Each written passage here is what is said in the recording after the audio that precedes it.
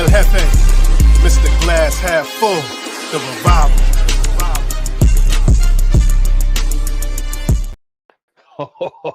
revival. Y'all know what this is. Peace and blessings. It is your boy, Eli Rax, a.k.a. Vibes, and welcome to New York Revival, where it's not just sports, it's entertainment. And I'm here with my brothers, man. You guys know who this is, and that's Mr. Glass Half Full, and that's Speed, if you nasty. Man. Let's go, Rangers. Let's go. Let's go, Rangers. Let's go. And I'm here with my brother, El Jefe, a.k.a. White Jersey, a.k.a. Blue Jersey, a.k.a. Damon Daniel. And shout out to you. Yes, you, the revivalists in the chat. Please hit that thumbs up, share, and subscribe. We do appreciate all the support. And, man, what a weekend this is, guys. As you can all tell, we're kind of we lost our voice over the weekend, probably. We just checked out, all right? But we're going to get right into it, man. How was your weekend? And I'm going to start with El Jefe because yours was the busiest. How was your weekend, my brother? What's going on, man? Just got back to the old Great Wolf Lodge with the family. It's nice. I accidentally held the door for an Eagles fan. I just, You blacked out. I'm a nice guy, believe it or not. And I looked behind me and I just saw a person. And I held the door. And I'm not going to lie, as soon as I saw their hoodie, part of me wanted to just be, fuck you. Just like, let it go. Let it close on him. But I held the door for him and just felt disgusted with myself. You're a true gentleman. A true gentleman and a scholar. Eli, I just realized, and obviously we're going to talk a lot about this, but when you introed me and you said, damn it, Daniel, I don't know if that's going to be a thing anymore. You know, and we'll talk about that, and it's crazy to actually that hits hard. That. It does hit. It truly is the end of an era. You know what? And we're gonna talk about that. I know. But first, Speed, what you got, man? How's your weekend? What's up, everybody? It was good, man. Nice weekend of football. Had a little Sunday fun day on Sunday, so had a couple drinks. Paid for it on Monday, but. I had to wash the sorrows away of the season. I was saying now, come Tuesday now, I finally reached the acceptance stage of a lot of parts of this whole thing. Acceptance is a big part of the process. Big part of it, There's stages to this shit, man. But listen, we're gonna talk about it. We're gonna work out our feelings just like we do every Tuesday. But I come here for a little therapy with my brothers, and my sisters and brothers in the chat. Also, all you guys. Absolutely. And guys, please get in this chat, man. We need all hands on deck, of course, from you guys in the chat, the revivalists. Let us know what's going on. But first, man, I just want to go through the game, guys, and I want to take it bit by bit here. And what I want to do, let's get right into it. The meat and potatoes, right? What everybody's talking about this entire week is Daniel Jones. But before we go into dive in and peel back that onion, let's just take a look at his first and second. Well, I don't even think was it the second quarter he was there. Forgive me, just trying to remember this thing. Yeah, it was for the short time that he was there. Let's take a look at it, and I'm gonna start with El Jefe, man. What did you see there? Was it Daniel Jones actually coming back full vengeance, or did you see a little bit of the same of Daniel Jones? What was different there, in your opinion? It started a little rusty, right? And I expected a little bit of that. Just he hasn't played in a month at that point, right? And there was a throw that was like off target, whatever. That can happen to anybody. Didn't think much of it. But then, I mean, I just blacked out until the injury because that's the only thing I can remember. Yeah. I thought he like rolled his ankle on Cager, maybe. I think it was next to him. I thought that he rolled his ankle and then damn. And then when he collapsed on his own, I was like, oh boy, this might be a lot worse than an ankle. I thought it was an ankle the whole time. I was wrong. What do I know? Oh God. Luckily there's all these doctors on Twitter that told me what it was. Hey, you know what? Let me break this down, Speed, and if you don't mind, I'm gonna go a little bit ahead, brother. Let me say this, man. Just looking at Daniel Jones in that first little bit in its totality, man. Yeah, you expect some rust, right? Him coming in there trying to find his rhythm and etc. So yeah, it was a couple of targets that were off, a little keister a little bit. But what I expected from Daniel Jones might not be what everybody else thought. Like, I expect someone that's sitting down for so long and after all the chatter where the light bulb clicks on and it's just like, yo, I need to go out here and just throw this thing and make it, make my name, for myself at this point. But I didn't see that, unfortunately. I saw the old Daniel Jones. I saw the checkdowns. I saw him running for his life, unfortunately. I didn't see him put too much faith into his receivers. I mean, it was some balls that were there for Jalen Hyatt that was overthrown or were almost intercepted there. But I see him trying to take those shots, but I just didn't think that it's still the old Daniel Jones. It just wasn't enough to do something there. Some of the balls could have been floated up there a little bit better, and which he has some sort of issues with that as well. So I just seen a little bit of the old. I didn't see man, this guy could be that future quarterback of what we're all thinking, because we all said, hey, he has 8 games to figure this out, right? And unfortunately, the injury happened, and it kind of the light bulb went on as well. And you say, okay, this might be the end of an era. This might be the end of an era here with Daniel Jones, and that's what I got. I was just like, man, he's just Daniel Jones. Maybe he reached that ceiling. Yep. You know what I mean? So Spiro, I didn't really get much. But Speed, what you got? Yeah, I mean, listen, it was nothing that jumped out at you, right? I tweeted this out during the week. I'm like, this is his last stand, and it was going to take a miraculous string of 9 games to even get us back on, even on a semblance back on a fence at least. Not only did it not last 9 games, it didn't last. It barely lasted a quarter, man. And it's a shame. Listen, we're all kind of sad that he went out like this. You don't want to go out like this, but there was a little bit of almost relief, a little bit. I don't know if and I don't want to say this because I want to be sensitive to his injury, and I feel really good. I love Daniel Jones, man. It sucks that he's going down like this, but now it's it's going to take away a lot of the anger out of what's going to be a terrible last 8 games of this season. There's going to be less bickering back and forth. I think now it forces, and we're going to talk about this more, it forces some decisions now going forward. So it's kind of all right, now the season is no more doubt, no more, the season's officially over. It's now turning into let's start assessing who's going to be part of this team going forward, right? And what's going to happen next. Is Danny DeVito going to be an answer for a backup quarterback? Maybe we'll find out. I don't know. You guys, I thought he looked okay. I thought he looked pretty okay for. And let's break that down. Hef, what you got? Yeah. I'll be completely honest with you guys. I told you, regretfully, I was at a gender reveal party on a football Sunday in early November. Right? It shouldn't be a thing. Those combination of words shouldn't even exist. Why? So I watched the first drive. Then there's this reveal outside. I come back in. I saw him leading up to the injury. And then I was in and out the whole game because every time I turned around, the Raiders were scoring. So it wasn't oh man, I got to be tuned into this game. I knew what time it was at that point. So I'm not going to give you any kind of grade on DeVito. So I'll trust you. I'll trust you more. But I will say, Spiro was saying all week.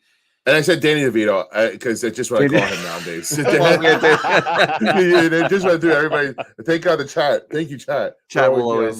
I know, but we got Danny Jones and Tommy DeVito. Yes. So it's Danny. But you were saying, and I said DJ would have to almost play godlike to change the Giants' mind in the last 9 games, because otherwise, like Eli said, he was Daniel Jones, and that game was headed right towards the Daniel Jones game. Yeah, right? It's time. Didn't work again. It was just so everything that has happened in the past the first 5 games kind of just rehashed itself again, man. It sucked. If he hit one of the higher bombs, you'd be like, oh, maybe Danny's back. That's another thing. Somebody finally overthrew Jalen Hyatt, and it's just can anybody hit this fucking guy in stride? Jesus Christ. Give him one underthrown, right? Is he underthrown or overthrown? This is nuts. I go back to this a lot, but I'm excited for the Giants because the one thing we've been looking for since basically Daniel Jones got here was, can we have a clear answer? We're always on the fence. It's very true. He was dealt the shittiest of hands, right? And they clearly did not build around him or give him a good line. All of those things are 100% true, but we never got a definitive answer because of that. He was never he was never good enough to rise people up or win because of him, and he was never able to get comfortable because his surroundings were always bad. So it was a never-ending debate, and that's why the fan base was split. But at least now the Giants have a clear direction. Yes. They know what they need to do now, and in that way, it's so liberating. And I think there should be a weight off of the whole fan base. Yeah, you know what I mean? Yeah. It should be a little bit of a deep breath. Okay, we know what we need to do now. So like, Not I'm you know happy what? from this. Yeah. And not for nothing. Like again, like I just want to make this clear. It's not we're not celebrating his injury. It's No, just at that point you got to understand like it was a big sigh because I was like, man, enough of the debate. No more question marks. We understand that unfortunately he's not healthy enough to liberate this team. You know what I mean? Forget the talent of what he has and what's around him. He's just not healthy enough. I think he had one full season where he was healthy the entire season, and that was last year. And it got him paid. And it got him paid. But at the end of the day, guys, he's the best ability is availability, and he's just not there. So it was kind of like we finally have the answer. We can't go forward with this guy knowing that he can't even be available on game days. Forget the talent, forget what's not around him, forget all that. You're not available. So we have to move on. So it was that sigh. It was that, okay, we finally have some sort of an answer for Daniel Jones, and we have to move in a different direction because he's just not available.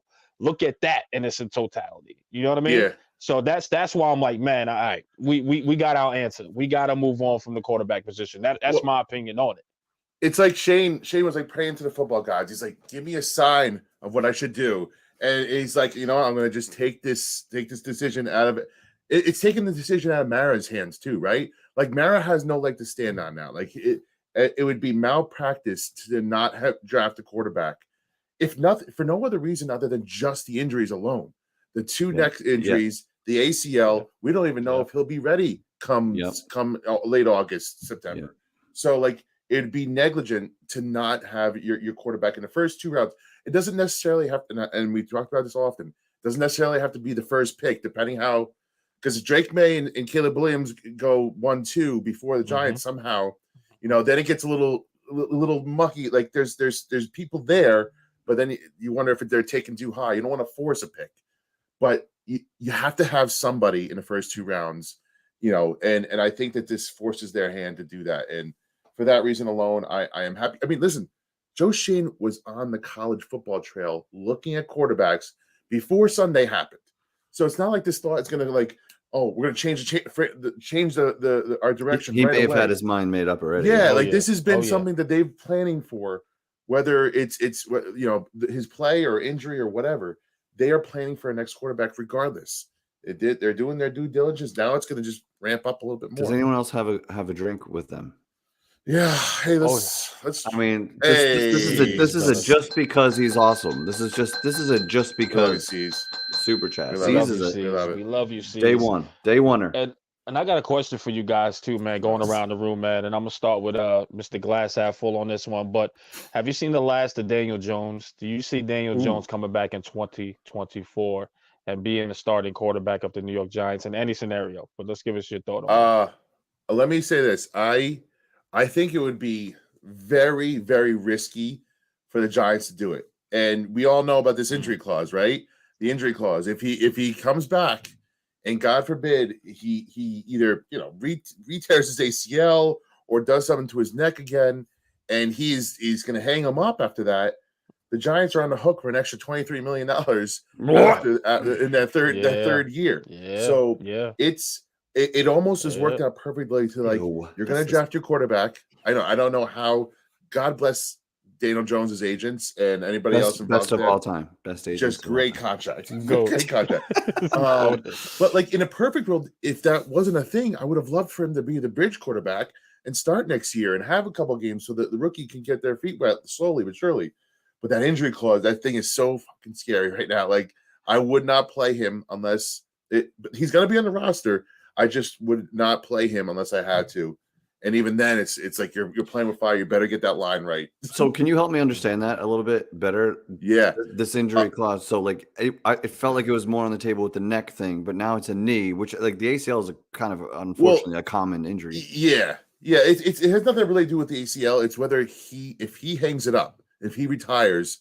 And it's only going to be because of his neck, really. That's really what we're worried. Being that he tore his ACL and tried to play on, I'm going to guess he's going to make a comeback in some. Oh, he's going to try his, and why wouldn't he? Like, he's going to be like, hey, listen, as long as the Giants want to keep me around, I'm going to keep collecting checks. That's what I would be like if I were him. Well, isn't he getting paid? He's getting all that guaranteed money anyway, isn't he? He's so getting he's good. Yes, he is. He's good.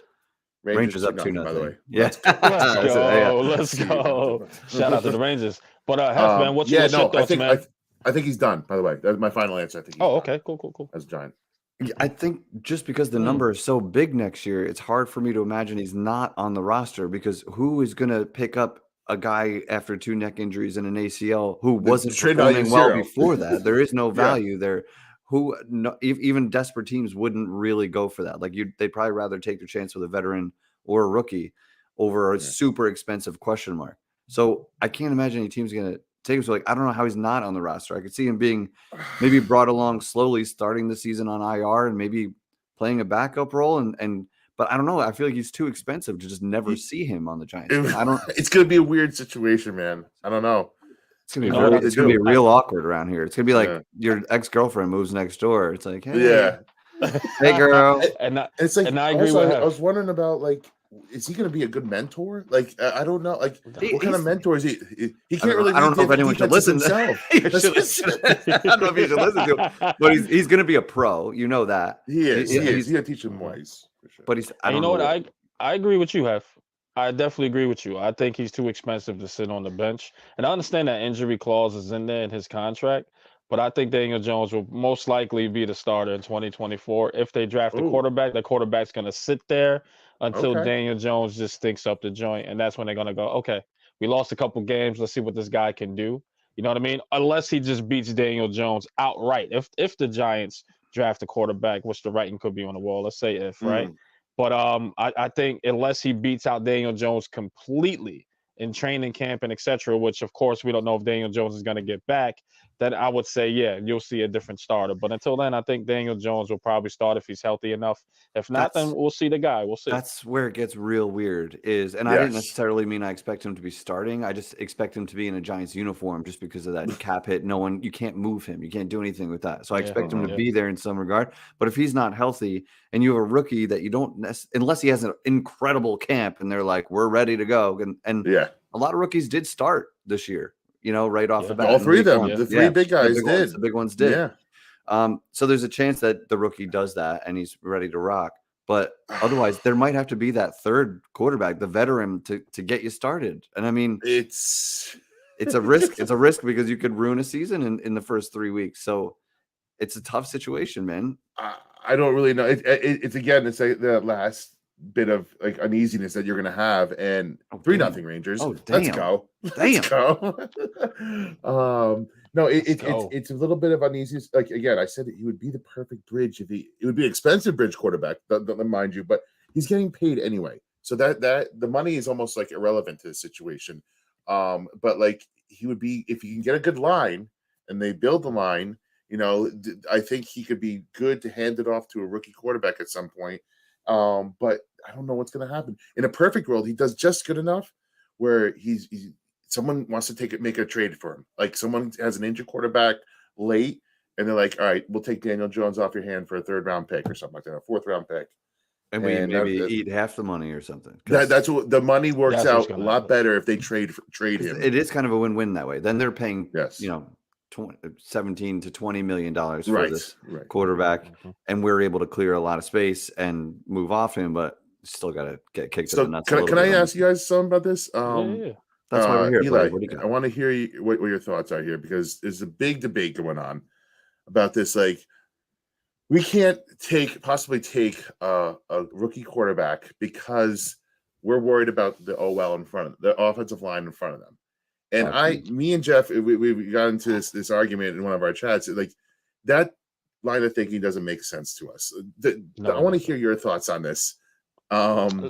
Let me be honest, right? Because a lot of people, I think I heard some of this, just looking at it at a glance on the X app, the app formerly known as Twitter, right? I still can't call it X. It's still not X. But, we have to look at that and just be like, you know what, that can't be true, right? We understand, yes, the offensive line, it helps production of the quarterback protection, right? We get it. But we've seen in the past, a la Joe Burrow, right? His line was dead last in the league, I believe 2 years ago when he was a rookie or whatever the case was. And he took him deep into the playoffs. Look at my guy out of there, CJ Stroud of the Texans. Poor offensive line play, but he's actually getting better. Went nuts, and by the way. Exactly. And I'll even take it in-house, guys. I even take it in-house.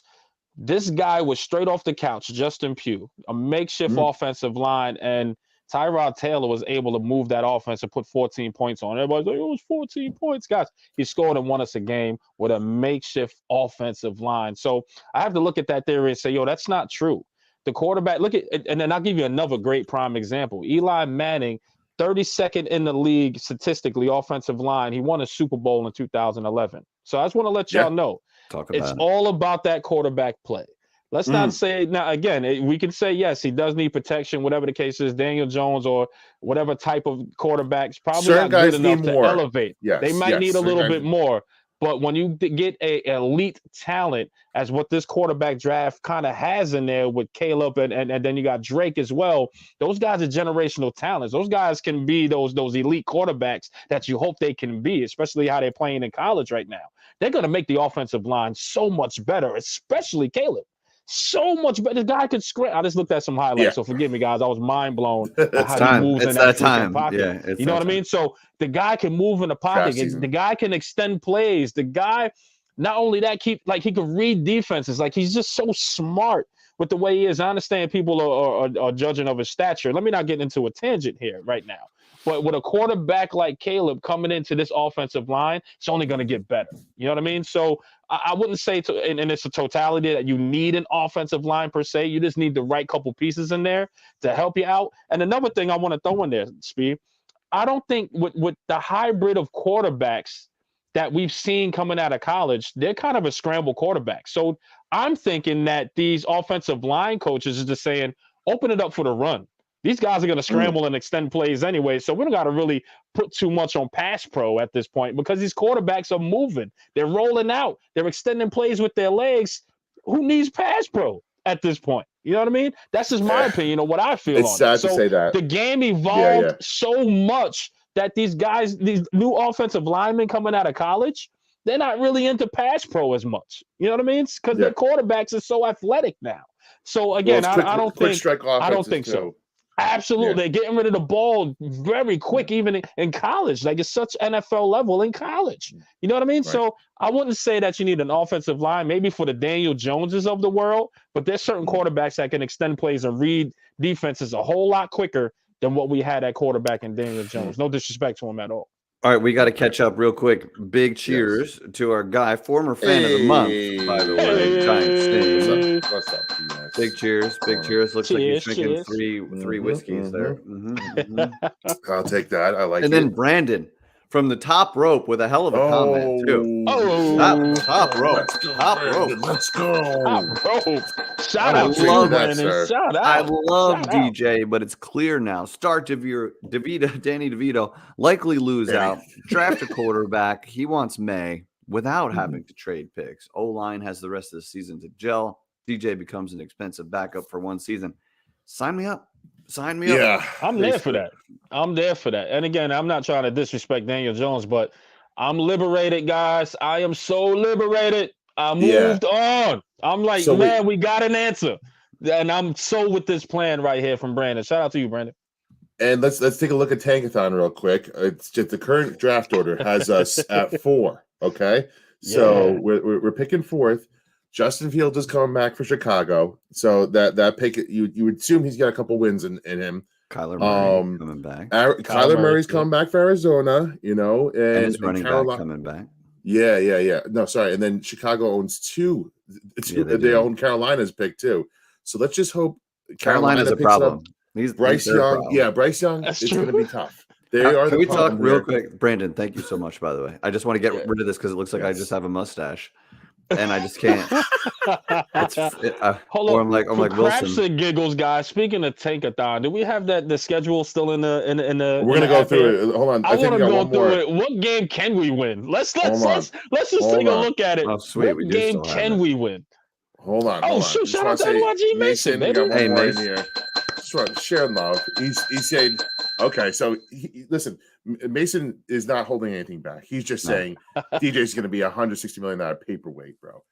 Listen, but he asked a good question, and I don't know what your guys' thoughts. I think it's an easy layup on this question. He's asking who wins in a steel cage match, Baker or DJ. Now, so crazy. I'll take DJ, man. You know what? He's got the reach. He's 6'5". He's got reach over it. If you think about it like that, from a physical standpoint, he's got the intangibles. I've heard that story. No, but Baker's a little crazy, right? You know what? Like, I would probably take Baker in this fight. Yeah, I know DJ's got him across the board size. Like he's a bigger, stronger, faster dude. He's a prototypical quarterback, isn't he? Shit. Shit. It fits the mold. And he's super smart guy. Went to Dookie, dude. But Baker just seems like a little bit more of a dog to me. Yeah. But I cut Eli off here. Let's go. No, don't worry. No, don't worry, man. Yeah, I just wanted to take a look at the schedule, man. Let me tell you this. And here's why I picked Daniel before I move on, because I gotta feel like I answered that one. Because everybody's like Baker. I just think that the biggest, toughest guys are usually the ones that can't fight. So I'll just go, all right, Daniel Jones, he's quiet, he's reserved, it seems like he can get it in a little bit to me. Maybe know some new jitsu or something in there. Maybe he's smart enough to do that. You know what I mean? Because he's not smart enough to play football. But that's another subject. Oh, all right. That's a low blow. I'm sorry, y'all. I'm sorry. I'm not here to hurt feelings. We guys, and listen, let's take it easy for our boy Brian here, because Brian is a Shout out to Brian. I know he's a huge fan. He's a DJ fan. Speedy recovery to Daniel. Brian. Absolutely. Yes. No, we are wishing, honestly. Thank you. Let's go space. We are wishing the best for absolutely. He doesn't deserve. You know that nothing we do is malicious, right? And guys. We had fun with the DJ slander throwing the shirts out. By the way, those shirts will soon be unavailable. Get them now. If you want them, get them now. Much like they off the site. Probably this week. But like, we have fun with anything we're doing, so yes. don't take this shit too serious about the DJ stuff. Okay, we're Giants fans before and after DJ. So this brings up a question. And if this is the end of the DJ era, say nothing really happens with him next year and he's gone in 25, how will you look back at his tenure, in 10, 20 years? Like, what do you think your vibe will be? That he was trash, or the Giants were just in the dumpster as an organization while he was here? I say it's a failure, man. And not to say that he was, it's just the situation that he was put in, the rebuilding, the Dave Gettleman's, it was just a complete failure, unfortunately. This team only got to the promised land one time as far as the playoffs, but it was never really, and even then it was a mediocre season, right? Let's be honest, right? Yes, we got to the playoffs, but even then, very mediocre season. So you got to look back at it and be like, man, that was a failure, unfortunately. Great guy. His character is giant through and through, in my opinion. But as far as the team, the talent, the levels, the success, the wins, losses, it was a complete failure, unfortunately. Yeah, I'm always going to remember that first game and how high I was for just that first game. I was like, holy shit! Like, we're going to go straight from Eli to DJ. And it's going to be, I thought the world was our oyster. Like, and then, by the way, it's 5-0 Rangers. Let's go, Rangers. 5-0 Rangers. Let's go. Let's go. I look at it, and then now I'm going to look back at it the same way I looked at the Dave Brown, another Duke quarterbacks years, the Giants. It's just like, it's going to be a distant memory. Like, it's going to be like that.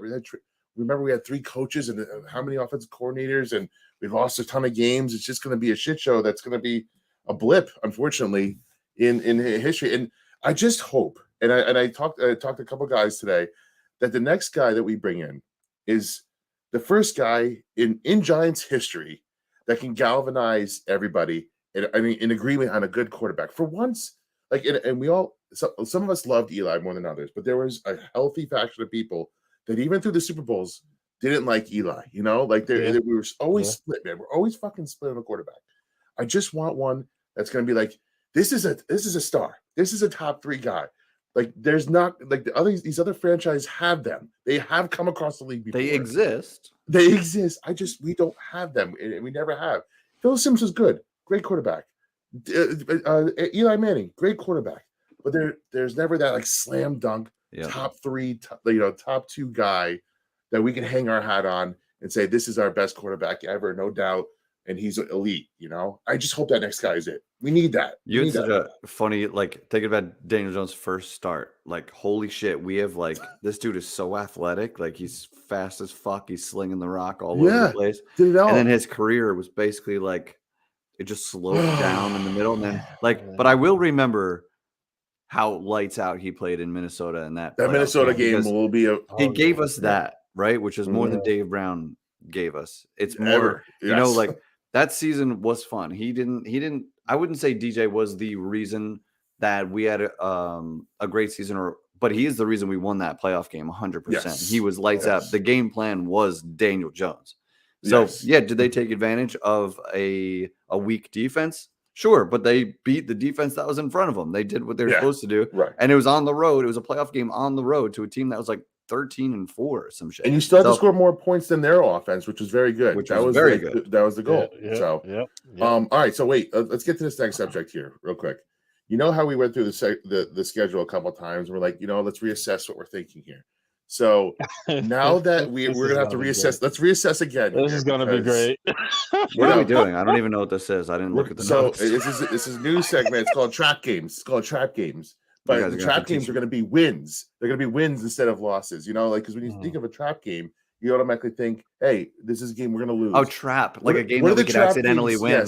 Yes. Got it. So now that we are trying to go for the tank here, let's go through the schedule and think of a game that maybe we have a chance to win here. That we accidentally win. Yeah, right. So we got Cowboys next, right? No, I think that in Dallas, no chance for a trap game there. I think it's an automatic L. Can we agree with that?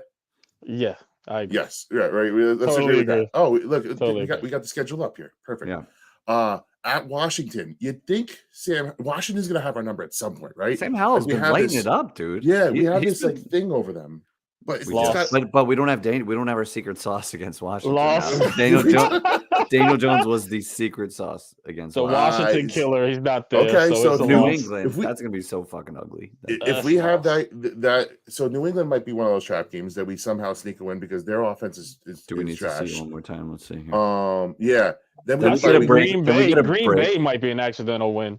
I think. See, these are some scary games. So at New Orleans, scary games in terms of we might win. Definitely L's. And then the last game of the season is also versus Philly, another L. The Los Angeles game, they might be in tank mode too.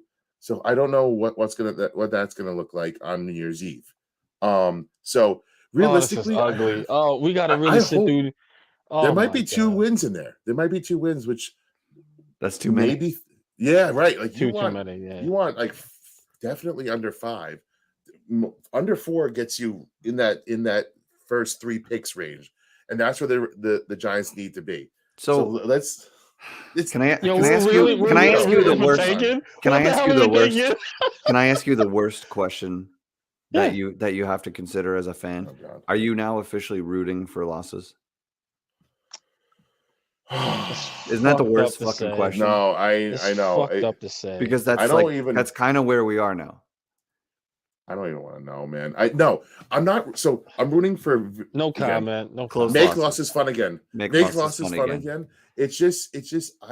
I'm not rooting for losses, but if they happen, I won't have any. There's no more getting upset. Bad feelings. I mean, the only thing you get upset about is if DeVito rips off 3 wins. Yeah. Well, if he which is like so ass backwards, but that's. Would you really be pissed off if like Jalen Hyatt starts popping off and like Kayvon starts like getting all these like the defense looks dominant? Like it's hard to get pissed in that situation. But so I'm not rooting for losses. Every Sunday I'm gonna be like, all right, let's see something. And then as soon as it's over, I'm gonna shut it down. Go out with my kids and just not, Is Brandon right? The Rams have 4 wins already. Yes, so that's a good head start. So it's Cardinals and Bears, and Panthers. Yeah, Panthers would have the Bears pick. And Bears. So this is such a great year to have 2 fucking super high picks. Well, and they have a decision to make with Fields. Are you going to keep Justin Fields that takes him out of the quarterback situation? Or are you taking a quarterback? That throws a wrench in this. Dude, that's a Daniel. There's another Daniel Jones scenario. You fucked up. Like you fucked up. He's like an okay quarterback, but it just wasn't enough. And Jim Harbaugh is going to be their coach next year, so he'll want to pick his own. Mark it down, boys. Jim Harbaugh, he's going to get suspended from college football because of this whole scandal that's going on. He's going to go out on top. Like Michigan's going to I don't know if they're going to win championship. They're going to go to the playoffs. And they're going to suspend him. He's going to be like, fine, I'm cool. I'll just go to the NFL again. No big deal. And he'll go back to his Bears. I think you'll like this. Instead of make losses funny, quality losses. Well, let's talk about that. Actually, first, I gotta go back to a couple comments here. Oh, hey. Chris, hey. We met Chris at the Giants game, Giants-Jets tailgate. Chris, what's up, man? You were awesome. I think he introduced himself as I'm the one with the crazy questions. The crazy question guy. Yeah. Like which Marvel character would you yes. bang behind? Despite a crappy season, Kayvon is playing well. Who would be a superhero comp for him? I met Hefe and Spirit at the game. Hope you guys remember. We do, man. We saw your dope ass Isaiah Simmons jersey. Oh man, Marvel the superhero. You got one for Kayvon right now, man. It's tough. For Kayvon, I say Sabretooth. I have no idea why. I just think he has the stature of Sabretooth. You know what I mean? Okay, he just has the stature of Sabretooth to me. I feel you. Wild, athletic, get going. I think Sabretooth. Okay, and you know what? You don't even have to say it. That's our overall. Okay, cool, thank you. Revival. I'll save you. I know. You saw me struggling over here, right? Yeah. Nobody watches Marvel, really? What is this? I know. Come on, Steve, what's up, my man? This one's got potential. I remember Jones with a one-night stand. Great in the moment, but not wife material. Wham, bam. Thank you. Deuces to Dudley Do-Right. That is special. We got to send season T-shirt for that one. That one was great. We got to send season T-shirt. You're a new fan of the month, man. That's great. We should pay you for that comment. That's that one was great. That one was great. Yeah. So listen. But the last comment that you had with the losses not being too bad is a real thing because Daboll's got a fucking tough road ahead, guys. Tough road. He's facing adversity. Last year was a pie in the sky, as good as it gets, no adversity kind of season. He was playing for free. It was a free football for him. And again, I'm sorry. No, now right, Speed. That's a good question. You have 8 games to keep the fucking locker room together, and you're gonna have to weed out the rats that are gonna jump in ship, right? And you're gonna have to weed. We'll get there. Yeah, we're gonna have to weed out the people that are not in on your whole. Yes. You have to weed out the people that are not in on your coaching staff and on your culture and what you have building forward. This is a losing season. The vets are going to be pissed. You have to keep them together, and put something on tape. These guys still got to work for their jobs here and their futures. So Daboll's got something on his hands. What do you guys think? Is this going to be a tough road, Hefe? Do you think a tough road ahead, or is it going to be easy for him? You think, and it's going to be fine? It's not going to be easy for him because New York is so loud. But there are. Can we just get into it? Can we talk about it? Yeah. Okay. Yeah. Let's talk about who's the main culprit here. McKinney is starting. McKinney's. He was making kind of weird tweets and weird comments before the season. Mm-hmm. He broke his hand on vacation mid-season last year, so there's some bad grades on his report card. And now he's the one like almost stirring the shit in the locker room. Yes. But I do like that Andrew Thomas came out and was like, I don't know what he's talking about. Like I feel hurt, like I'm good. But he's probably like, well, you got paid. But like if you're McKinney, I understand if he was talking the shit before the trade deadline, almost like forcing his way out. He should have just come out and said, I want to be traded then. Fair. And then they would have had more motivation to get it done. But now the trade deadline's over, and now you're trying to get Giants are unlikely to bring him back if he's going to keep acting like this. So now you're trying to sell yourself to other teams, and you're not being a good locker room guy. You're lessening your value by opening your mouth like that. So it's just not smart, regardless of what it means for this current Giants team, which is obviously in a bad way. But it's just not smart for your go forward plan. Because why would a contender give you top dollar if this is the kind of dude you're being? That's great. And it's funny, and I'll break this down even more for the people of our normal stature. One thing a boss hates, right, even in the working world, is that one guy that can tear apart his game plan. That one person that just talk way too much about the company, about the way you lead. That's the person you go, you know what? I just don't need to have him around because he messes with the camaraderie we have here. I think Xavier McKinney's days are numbered with the Giants. I don't think they're going to sign him. I think they'll definitely let him walk because, hey, this is what's going to make you happy. But be careful what you ask for, Xavier, because there's other teams that look at how you perform. There's other teams look at how you conduct yourself. And this isn't good, man, putting that out there for the people that actually look at you at this point, man. Sometimes it's just better to keep your mouth shut, even though you're that disgruntled employee. Yeah, you said your little things. You do what you got to do. But when it's overboard, that's when things hit the fan for you, brother. So, again, be careful what you ask for. This is a damn good organization for a reason. And you have not been playing to the stature of what we thought as well. Let's be honest here. It goes hand in hand. So you got to hold yourself accountable to that as well. You haven't been playing lights out as well, brother. So, with that being said, man, I don't see him here as a Giant. I'm disappointed that he would choose to do something like this, because if he's that leader, that captain that people chose him to be, then he should act as just, especially coming from Andrew Thomas, where he's like, yo, everything's good. Chill. No. And it's not even just Andrew Thomas. A shout out to the Giant Insider that actually went to bat, was like, yo, there's no player that we asked that's actually going through or that said what Xavier's thinking. They all say it's great here. So if he's the only one, he's divided himself from the locker room at this point. So, guy, listen, the season's over. Just warm the bench, and we'll see you in free agency, my guy. Good luck. We do have a leadership problem, though. Like there is in terms of players. Andrew Thomas is a quiet dude, phenomenal player, and like you got to make it so obvious that you need to get paid for the Giants situation. You know what I mean? Like Dex, that was an easy decision. Andrew Thomas, very easy decision. Those are like good Giants, but they're not necessarily like the locker room dude that you need to kind of rally the troops. Like Saquon is not under contract next year.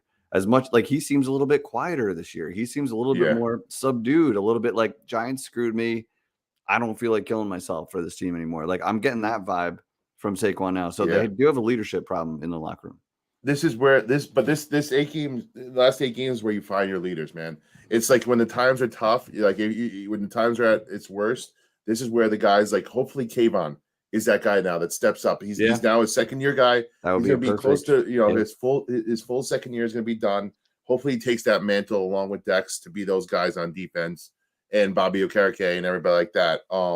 McKinney, man, like we were talking, you just said it. Like he's had one good year out of 4 seasons, and if he felt like he's been disrespected by not being paid, go fuck yourself, respectfully, X, because like you haven't done enough to earn fuck yourself. Respectfully. Yeah, respectfully. Go fuck yourself. Because like I just don't think like he's walking around with a stick up his ass since the beginning of the season, man. It's like he thought he deserved a contract that he never got, and he was just gonna write off and be this dick for the rest of the season. And that he lost respect for me in that regard, because you broke your hand halfway through last season. You go out and ball out and earn your contract this year. Like, keep your mouth shut, be a leader. And right now he's not doing leader things, and he's not saying leader shit in the locker room. So I think that comment, though, it was directed at Wink. It seemed like very Wink like oriented, because he said the leaders are not being heard, and he considers himself a leader. I think he said he was seeing some things on the field that the coaches weren't listening to him to adjust to. And it seemed Dable is not the kind of guy that would change a defense. I'm thinking that's a Wink decision, and it seems like there's always been a Wink thing with him. Wink kind of stripped him of his captain, his green dot. Kind of maybe his role is diminished under Wink. So it seems to be something there, and so be it. And these guys are going to go into free agency. We're going to get comp picks for them. Saquon's going to be gone. McKay's going to be gone. A couple of these other guys like Paris Campbell's are going to be gone, and you get comp picks for them, and so be it, man. Find the leaders, and I don't think X is one of them. Narrow down those 10 to about 5. We have too many fucking leaders right now that think they're leaders. If you have 10 captains, you have no captains. Like, come on, boom. Exactly. And let me be honest here. I don't care if all those guys walk. Let me be honest. You know what I mean? Like, we've seen these guys lose. Like, a lot of Giants fans are so attached to all of these players, and they're like, dude, we've been losing with them. Start it from scratch, rebuild this thing. But one person I would definitely have back. I want to see if you guys agree. Justin Pugh. That's one person I think that the Giants should sign for another year. Because that guy, with him, that leadership on that line was improving. That line was getting better. So I think Justin Pugh, man, keep him here. Keep I that agree. leadership here. You know what I mean? So that's the agree, one man. person. How you guys agree? Guys agree with that? Yeah, Let me know. assuming that's a team friendly, like he's an older veteran. Yeah. It feels like think this he'll- is somewhere he would want to play, and he is Mhm. definitely a good locker room dude. So if he can stick around at least as depth, right? Ideally, he Yeah. would be a great depth piece. Although he probably still wants to play another year or two, but I would be down. I want to speak on this real quick too. To this point, and shout out. Hold on, Chris. What's up, baby? Hey. Cheers, my boy. brother. Chris Cheers, Peace. Cheers. Brother. Better late peace. than never. Thank you for coming through. Is there any? And I think all our answers are going to be resounding yes, or on the same page here.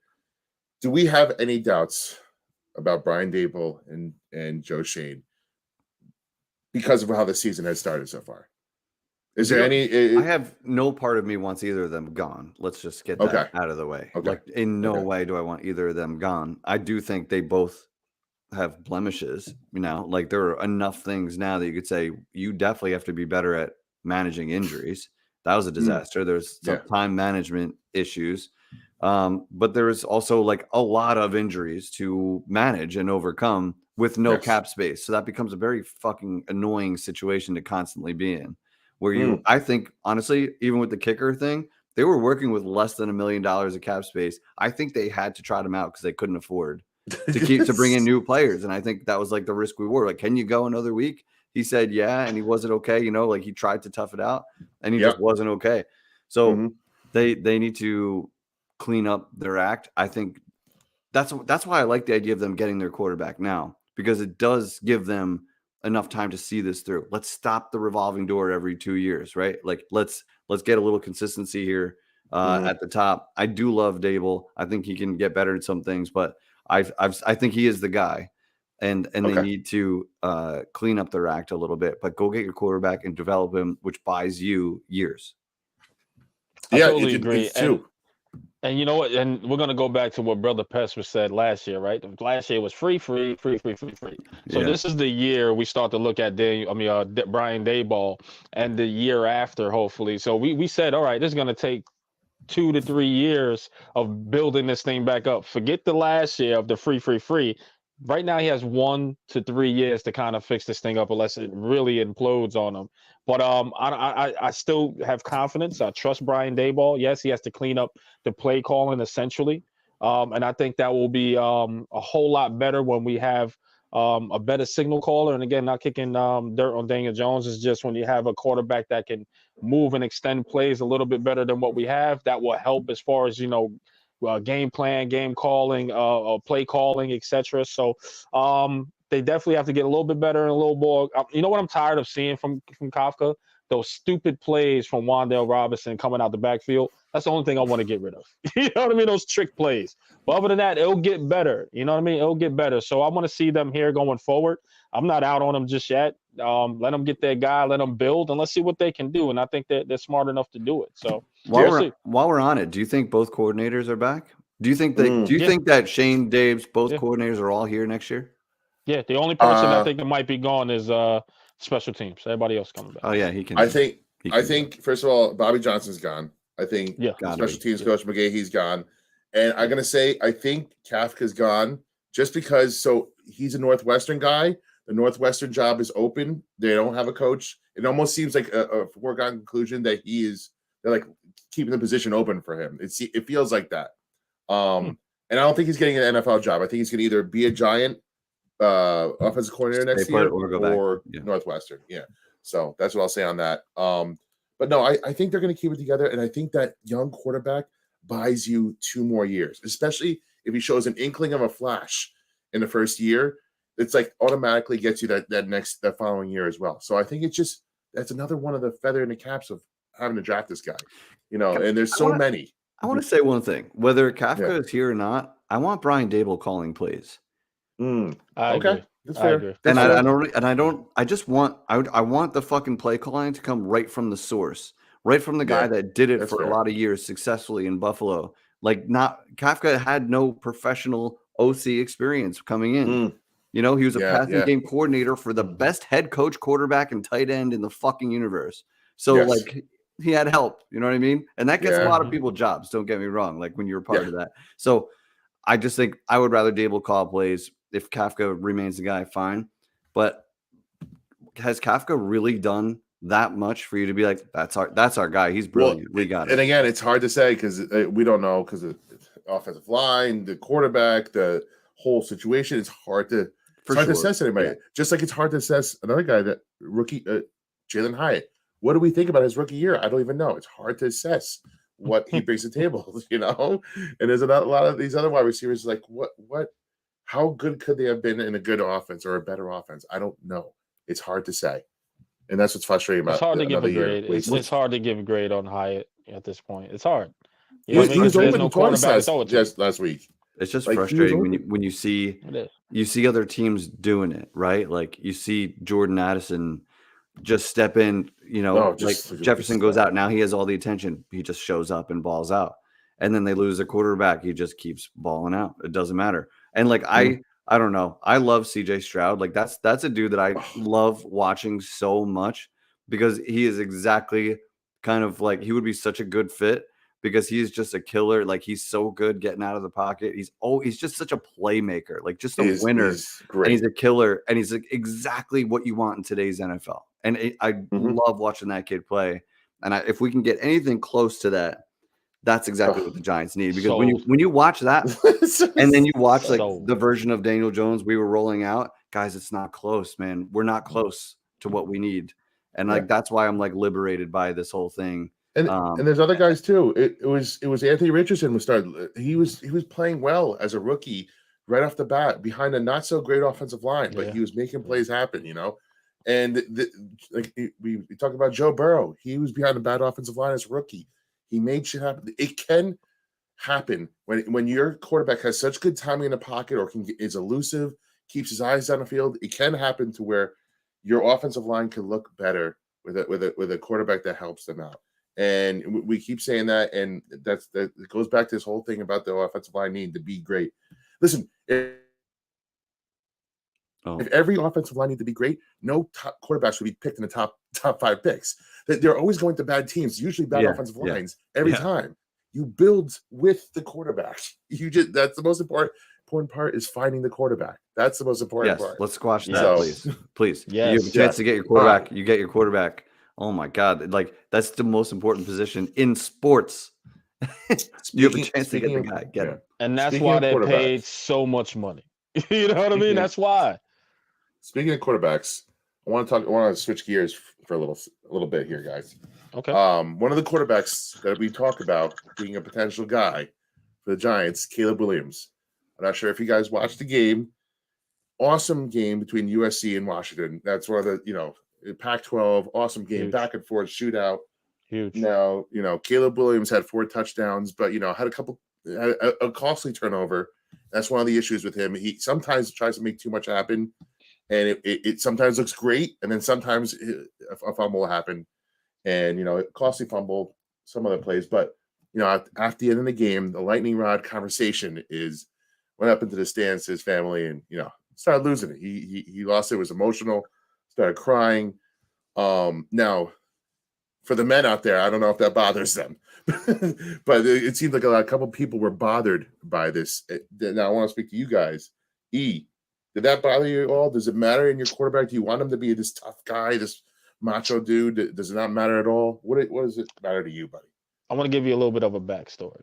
All right, you're talking about this guy right here. This guy showed zero emotions until, yes, I go to therapy, people. I talk to a therapist. I do what I got to do, and I show as much emotion as I can, all right?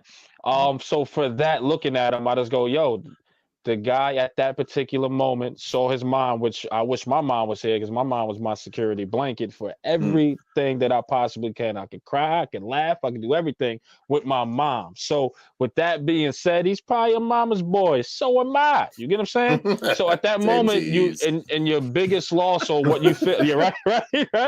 See, so I love you, Mom. Biggest loss. Love you, Mama. Facts.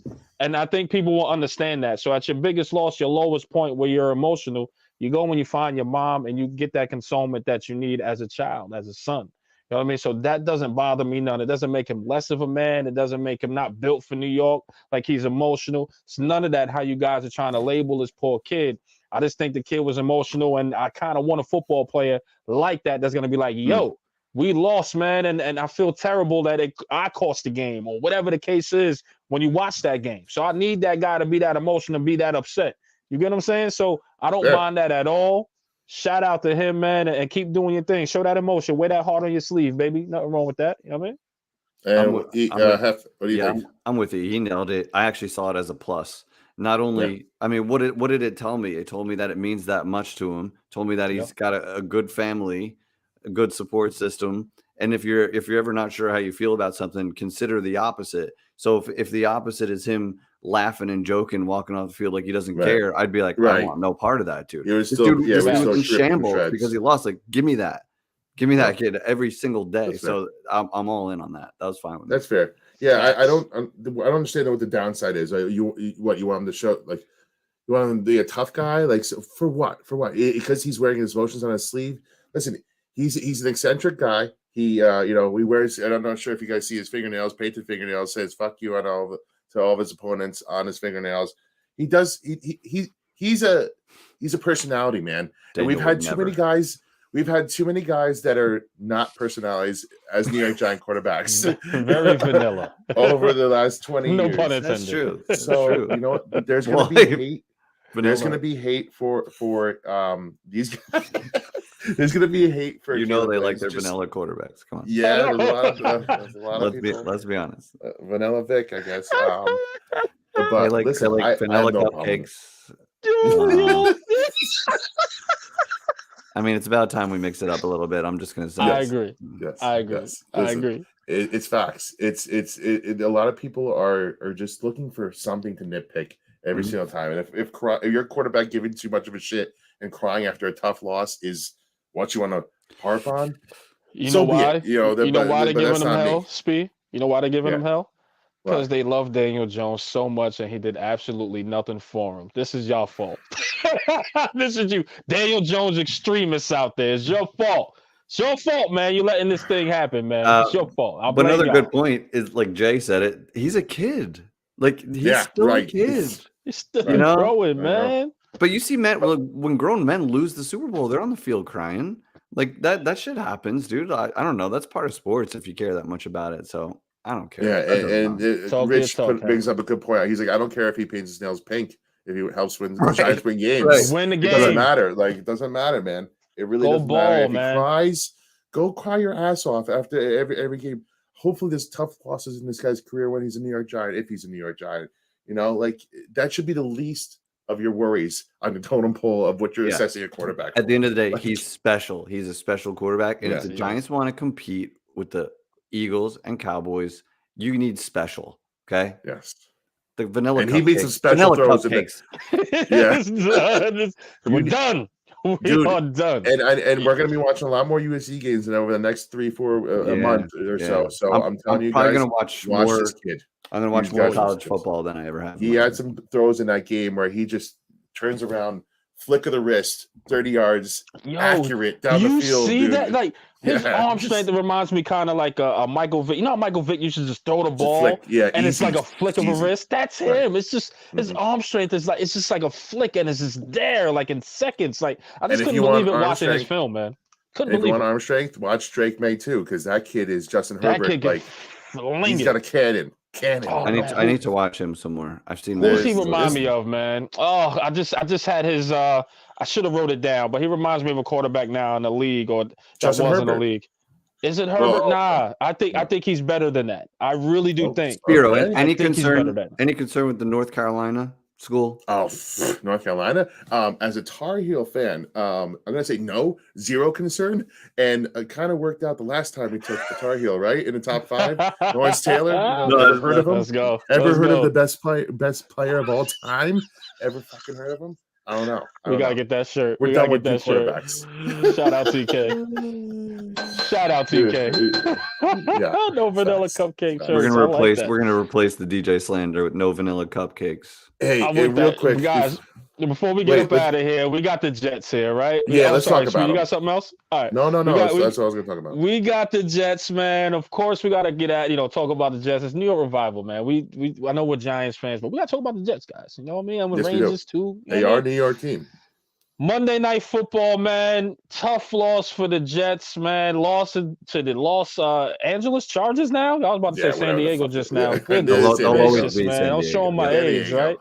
Right. California so, Chargers. with that being said, guys, is the Jets done? And I'm going to start with you, Mr. Glass half full. Yeah, I don't think they're done per se because there's some cupcakes on their schedule. I think they're talking about cupcakes a lot today. A lot of cupcakes. I think that they put themselves in a real hole, and it's how they lost that makes it so much more disheartening. They squeaked by the Giants, the Tyrod Taylorless Giants, and maybe that gives them a second. They're all jacked up. They won a couple games in a row. Maybe that gets them on a roll here, and then they go out and lay an absolute dud. But they have the Raiders next. You win that, you get back to a good record. But they got Bills, Dolphins twice. The Browns. They still got some tough games on the schedule.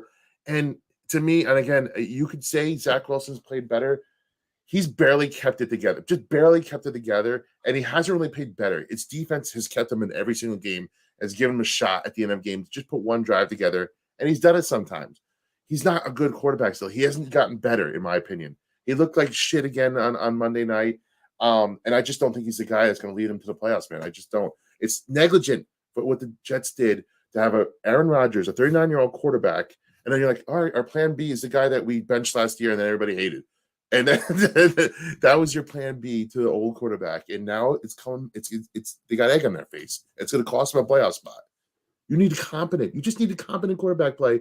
And they'd be in the playoffs right now. They'd be right there. Yeah, you Andy Dalton, and you'd be in the playoffs. Great. Yeah. You're right though. The offense doesn't move, man. It just doesn't. He has a throw here or there or two with 24 and seconds. And that's a good offense too. They have some good players there. Great running back, great receiver. They have players. It just doesn't move. And you're right. Their plan B was something that they clearly admitted was an epic failure. So Eli, let me say this. Let me give my best Stephen A. Smith impersonation here. Zach Wilson's a scrub. He's a bona fide backup. He is a scrub, a certified bona fide backup. Zach Wilson is exact. And you know what? I really thought this guy could be okay. But watching him these past few weeks, it was like, man, this quarterback play is terrible. Zach Wilson needs to be a backup. He is going to be a journeyman. I think he's done. He might be done in the league because who wants to take on that talent? He's just not. It's just not the guy, man. He just can't read defenses. He throws the ball into unless he plays for the Giants, unless he's playing against the Giants, and you'll see him become fucking Joe Montana. Quarterbacks playing the one drive. Giants. He had one drive. You get what I'm saying? But looking at Zach Wilson, man, no, he's just not the answer, man. And they could have did something, Spee.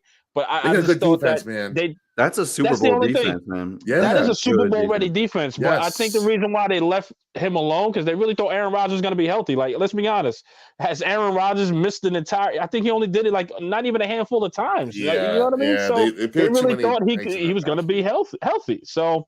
Yeah. Egg on their face, absolutely. But, I think the Jets will have a couple more games where they'll kind of be into it. But I don't think they're completely done as of yet unless they lose another one. Are we calling bullshit on this whole Aaron Rodgers coming back thing? Like, he's starting to throw the ball like 55 yards down the field. Like, it's weird. But he's not coming back, right? Like, there's no chance. He's coming back. You think back. he Aaron is? Rodgers is going to be there. This season? But this season? Oh, this season? Oh, no. Okay. Not this season. I mean, the Achilles, it heals very quickly. You know what I mean? So he can. But I don't see it. He's also into some voodoo. He's also into some voodoo shit. He's probably seen weird like that. There's something that happened there. He got the little devil on there somewhere. He's like, yes, master. Like, I don't know. You know what I mean? Allegedly. I don't know. My thoughts. But anyway, that's another story. But guys, we're gonna wrap this up here, man. We talked about everything. Can I say one last thing? And it's we're trying to get halfway to bed. Nothing crazy. I know. It is quick. Sorry. The Mets, and as a resident Mets guy, we hired a new manager. Carlos Mendoza, who was the Yankees bench coach. As a Met fan, my resident, my thoughts on this is just meh, MEH, just meh. Like I don't know why we took the failing Yankees bench coach, and thought that that's going to be our guy. I'm not too happy about it. And David Stearns, our VP, we trust, and I just hope that this is a guy. But for me, I'm very just blah about this, and hopefully people know more than I do about in the Mets organization, because I want him more. You're gonna have to call somebody, because I don't know anything about. Yeah. Give me some good free agents. Listen, they're gonna get the Japanese pitcher. They're gonna get a good hitter. They're gonna go out and make some free agent signings. That's all that matters. So I'm with you on this, Speed. With you on this, Speed. It's meh. Yeah. I'm not really too impressed by that move either, unless they do something in the offseason by bringing in some sort of talent for you guys. Yeah. But and when I say for you guys, let's say for the Mets, because we all need a revival, right? But I'm a Yankees guy. Come on. And people talking about the Yankees. Cashman talked today, and he kind of just said, we have some players. Fuck you guys. I'm like, dude, what are you talking about, man? You just came off your most disappointing season of possibly all time, not all time, in a very long time for the Yankees, and you're out here saying we have players.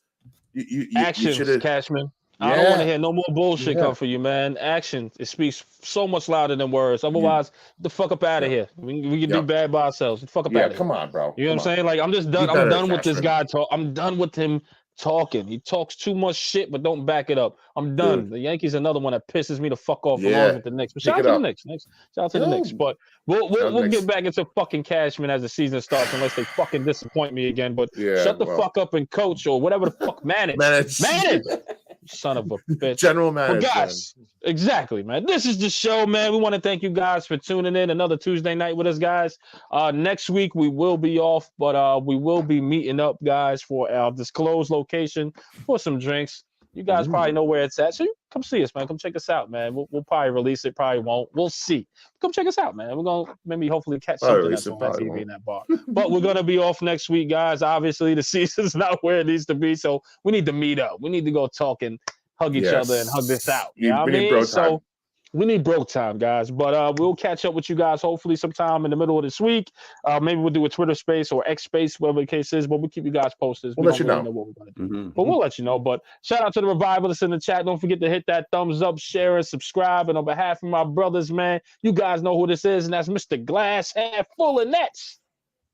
Speed if you nasty now.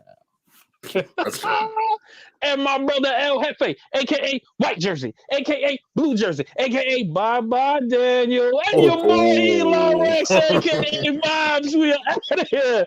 Peace. No vanilla cupcakes t-shirts coming soon. Have a good night. Coming soon. Elon Rex, El Jefe, Mr. Glass Half Full, the revival.